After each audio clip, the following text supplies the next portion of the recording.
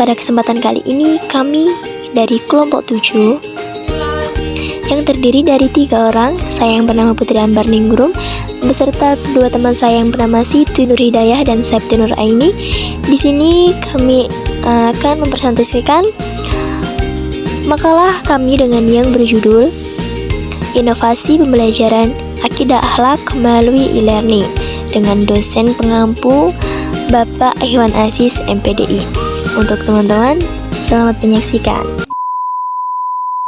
A. Pengertian inovasi. Inovasi berasal dari kata innovation, yaitu segala hal yang baru atau pembaruan. Menurut Ibrahim, inovasi adalah suatu ide, barang, kejadian, metode yang dirasakan atau diamati sebagai suatu hal yang baru bagi seseorang atau sekelompok masyarakat. Oleh sebab itu, inovasi pada dasarnya merupakan pemikiran cemerlang yang bercirikan hal baru. Berikut adalah ciri-ciri inovasi pendidikan. A. Memiliki kekhasan atau khusus. Artinya, inovasi memiliki ciri khas dalam arti ide, program, tatanan, sistem, termasuk kemungkinan hasil yang diharapkan. B. Memiliki ciri atau unsur kebaruan. Yang C. Program inovasi dilaksanakan melalui program terencana. Dan yang D. Inovasi yang digulirkan memiliki tujuan. 2. Metode berbasis pembelajaran akidah akhlak. Dalam pembelajaran pendidikan agama Islam, terutama pembelajaran akidah akhlak, menurut Abdurrahman Soleh, meliputi metode ceramah, tanya jawab, diskusi, demonstrasi, sosiodram, dan pemberian tugas. Selain itu, terdapat beberapa metode pendidikan diantaranya sebagai berikut. Yang pertama, metode empiris. Metode empiris adalah suatu cara mengajar yang memungkinkan peserta didik untuk mempelajari agama melalui proses dan aktualisasi tentang norma-norma dan kaidah agama melalui proses aplikasi yang menimbulkan suatu reaksi sosial. Yang kedua yaitu metode tarhib dan tarhib. Metode tarhib adalah strategi atau cara untuk meyakinkan seseorang terhadap kebenaran Allah melalui janjinya dan disertai dengan rayuan dan bujukan untuk melakukan amal soleh.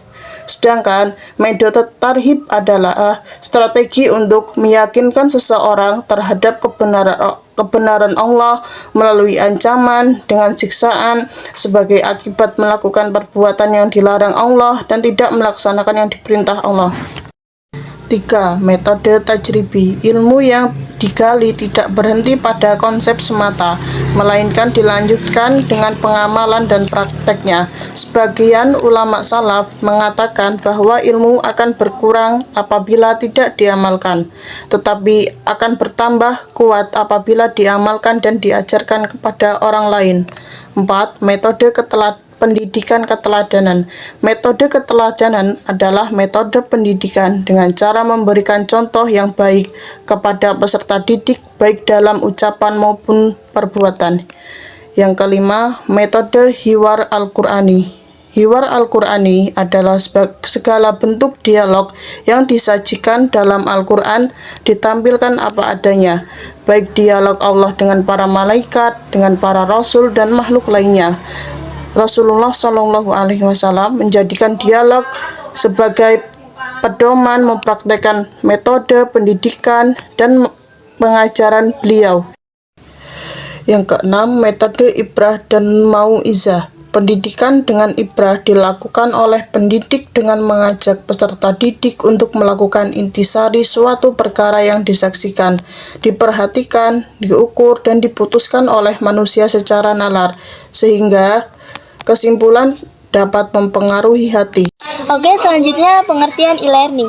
E-learning adalah perangkat pendidikan berbasis komputer atau sistem yang memungkinkan seseorang belajar kapan saja dan di mana saja. E-learning disampaikan melalui internet. E-learning merupakan model pembelajaran yang mencakup beragam media penyampaian bahan ajar atau konten melalui situs internet dengan menggunakan multimedia. Contohnya berupa teks, audio, video, dan animasi. Learning dapat dikatakan sebagai berikut. 1. Metode pembelajaran yang baru menggunakan media jaringan komputer dan internet.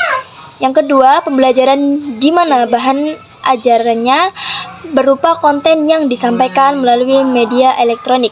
Dan yang ketiga, pembelajaran yang prosesnya didukung oleh sebuah sistem dan aplikasi tertentu.